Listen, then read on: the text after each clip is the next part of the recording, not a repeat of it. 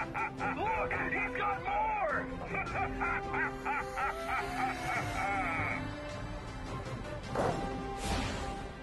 Fear not, citizens. Hope has arrived. Because I am here. It's always fun to dive back into a show after spending months away from it, getting to know your favorite characters and the world they inhabit all over again. I had this experience recently with a series called Boku No Hero Academia, or My Hero Academia in English, when it returned with an eagerly anticipated second season. Instantly I was back in this colourful anime world full of superheroes and supervillains, and reunited with its wide cast of wonderfully unique characters. However, something that surprised me this season was just how much things changed, and specifically, how much the characters changed over the course of it. They were pushed beyond their archetypal molds and developed into something deeper than they had been in the first season. It's something that made the show that much more enjoyable for me, and it's why, for the first episode of the Storyteller's Notebook, a series in which I analyze the various storytelling techniques used by different writers and creators in various mediums, I want to talk about the clever and subtle ways My Hero Academia develops its characters and their archetypes. And yes, spoilers ahead. Now, as I mentioned before, the characters in Boku no Hero tend to come off as kinda tropey, from the charismatic superhero to that one perfect character that pops up in every anime. It manages to check the boxes for a lot of archetypes. However, a character being an archetype is not a bad thing. In fact, every character in existence can be described as some kind of archetype or mix of archetypes. It only becomes a problem if it doesn't feel like there's anything to a character beyond those traits, which are also important to establish clearly so that the audience knows what kind of person/people they're expected to get to know.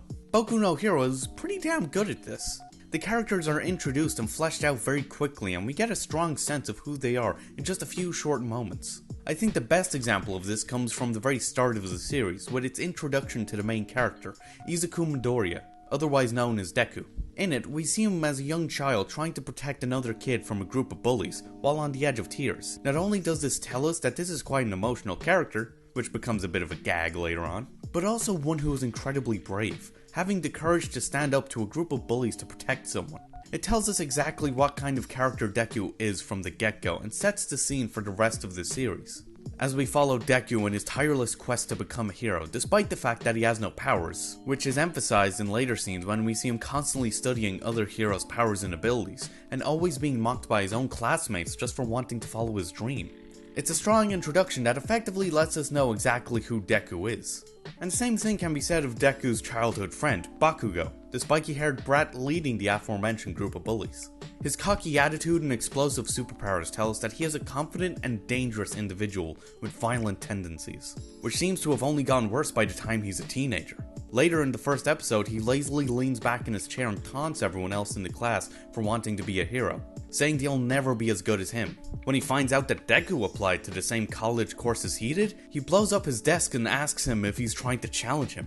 Bakugo is a cocky and impulsive character the show obviously wants us to hate. However, his reaction to Deku trying to follow the same path as him hints at his insecurity with the very idea of someone challenging him, perhaps because he's afraid they might actually be better than him. Once again, we get a clear sense of this character and their flaws. Though they are simple descriptions of archetypal characters, Deku being an underdog and Bakugo being a bully, they still give us a strong understanding of their characters. Unfortunately for much of the cast though, Season 1 focuses almost exclusively on Deku and his development, as he receives superpowers from All Might, the world's most famous hero, and begins to learn how to control it.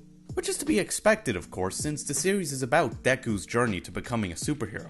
However, when Season 2 begins, there's a sudden shift in focus. There's a lot more attention given to the supporting characters and their personal growth, finally becoming fully fleshed out characters instead of just a bunch of likable tropes in the background. And the show does this mostly in two ways, either by subverting the expectations the audience has of each character, or by simply giving their character more detail. The latter can be seen in Deku's friends, Ochako and Ida, who both could very easily be described as the cute girl and the obsessive dork respectively. However, we get to see a new side to Ochako, who up to this point mostly seemed to serve as support for Deku, with the ferocious competitiveness and determination she displays when the sports festival is first announced, as well as in her tournament battle with Bakugo.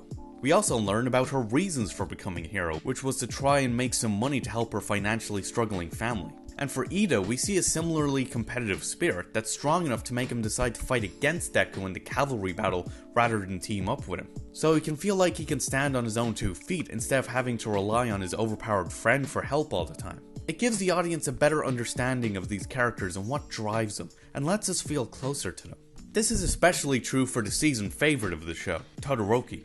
In season 1, he barely showed up, or at least that's how it seemed to me. He came across as the emo edgelord character who thinks he's too cool for school. No pun intended. But in this season, he becomes one of the main rivals to Deku, and ends up being one of the most interesting characters. We learn about his dark childhood and abusive father who, being the second most successful hero in the world, only had children so that they could become more powerful than him and do what he never could, be number 1.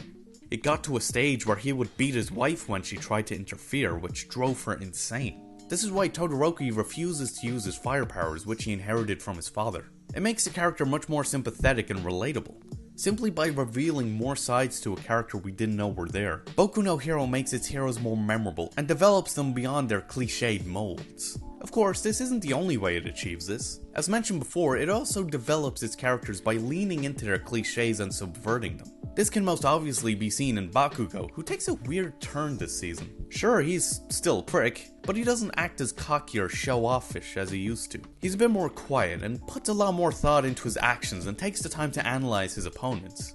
In his fight with Ochiko, he doesn't dare underestimate her, deciding to play defensively so he can figure out what her plan is. And when fighting Kirishima and Tokiyami, he quickly figures out the weakness to their powers and exploits it, constantly blasting Kirishima to put a strain on his hardened skin and creating intense blasts of light to weaken Tokiyami's dark shadow. He also doesn't want or even accept the idea of being handed a victory.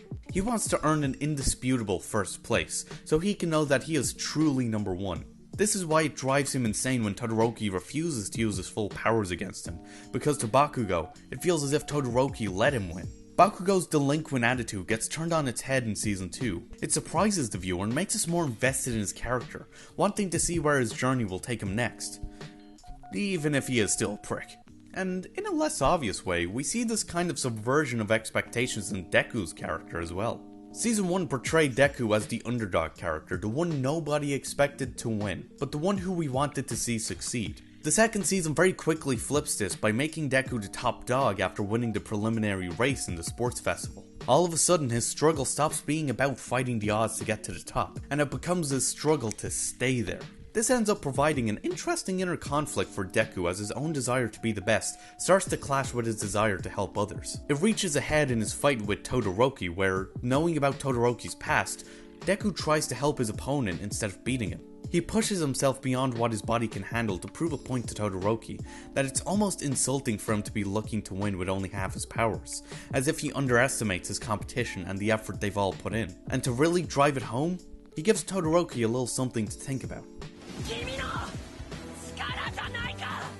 This gives Todoroki the push he needs not only to win the fight, but also starts him on a path of self-acceptance. Deku decides that helping others is far more important to him than being number 1. This subversion lets us see Deku and his struggles in a new light and provides more growth for him as a character, pushing him beyond the underdog archetype and making him his own character. Subverting the tropes associated with a character can give them more depth and even provide an interesting conflict that makes them more exciting to watch. Boku no Hero Academia, though an arguably tropey show, has a strong cast of well-developed and memorable characters. The show introduces us to them and gets us attached quickly and effectively by placing them in situations that show off their core characteristics, and goes a step beyond to make them more three-dimensional and engaging by developing them beyond the cliches the audience associates with them, either by giving us a new perspective of their character, or by subverting our expectations of them. It reminds us that even a generic character we've already seen 100 times over can still be interesting, if given the right attention. You could almost say it shows us that there's more to a character, more to a person, more to a hero than their costume. And yeah, those are my thoughts. This wasn't originally going to be a Storyteller's Notebook thing. I was going to make it a more general talk about why I like Boku no Hero, mainly because I was worried what I would say has already been said, but when I went to rewatch it for this video, I started noticing a lot of subtle things about the characters and realized that there was so much I could talk about here. Also, after rewatching, I have to say, the whole USJ incident in Season 1, in my opinion, is probably the weakest part of the show for me. But the sports festival has been phenomenal, I loved it. Anyway, tell me what you think. If you agree, disagree, think Bakugo's best boy, or Todoroki is best boy, or just want to sit back and watch people argue about who's best boy, and thanks for watching. If you enjoyed this and want to see more, then be sure to like, comment, share, and of course, subscribe to come fly with me. And hopefully, I'll see you later.